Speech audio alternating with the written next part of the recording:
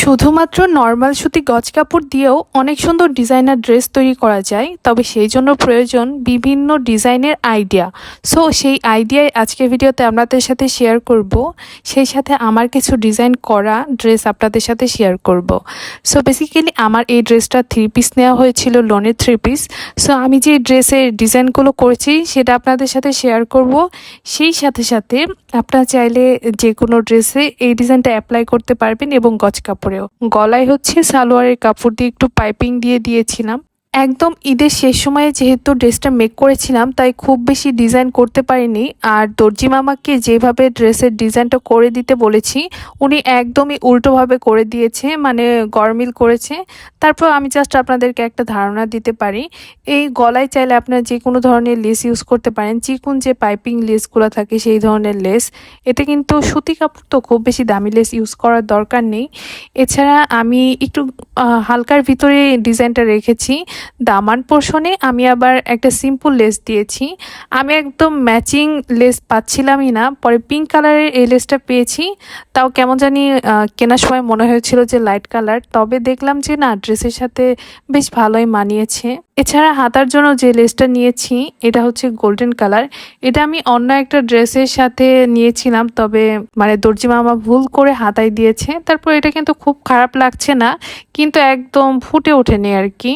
সালোয়ারটা একটু ডিজাইন করতে চেয়েছিলাম, ওই যে বললাম ঈদের আগে যেহেতু বানিয়েছি, তাড়াহুড়ার সময় একটু ডিজাইন করে দেয়নি, কি বা করার, কিছুই করার নেই। তবে জামাটাকে যেহেতু সিম্পল রেখেছি, তাই ওড়নার দুই পাশে লেস দিয়ে ওড়নাটাকে একটু গর্জিয়াস করলাম। সবসময় তো নর্মালি ওড়না ইউজ করা হয়, আপনারা চাইলেও যে কোনো লোনের ড্রেসের ওড়না অথবা যে কোনো ধরনের ওড়নায় কিন্তু লেস ইউজ করতে পারেন। এতে করে কিন্তু একটু এক্সট্রা গর্জিয়াস ভাব চলে আসে, আমার কাছে মনে হয়। যেটা এটা হচ্ছে আমার আরেকটি সুতি গোল ড্রেস।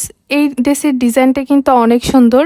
আপনারা শুধুমাত্র এই ড্রেসের একটা স্ক্রিনশট নিয়ে যদি টেলরকে দেখান, আপনি কিন্তু টেলর দিয়েই এই ড্রেসটা বানিয়ে ফেলতে পারবেন বাসায়। জাস্ট যে কোনো পছন্দের একটা কাপড় দিয়ে বানালেই হবে। সো এটা হচ্ছে দুইটা কাপড়ের কম্বিনেশনে করা। এছাড়া যে গলার কাজটা, এখানে সিকোয়েন্সের একটা লেস ব্যবহার করা হয়েছে এবং মাঝখানে যে ছোট ছোট বাটনের মতো দেখা যাচ্ছে, এগুলো কিন্তু হুক সিস্টেম করা, এগুলো খোলা যায়।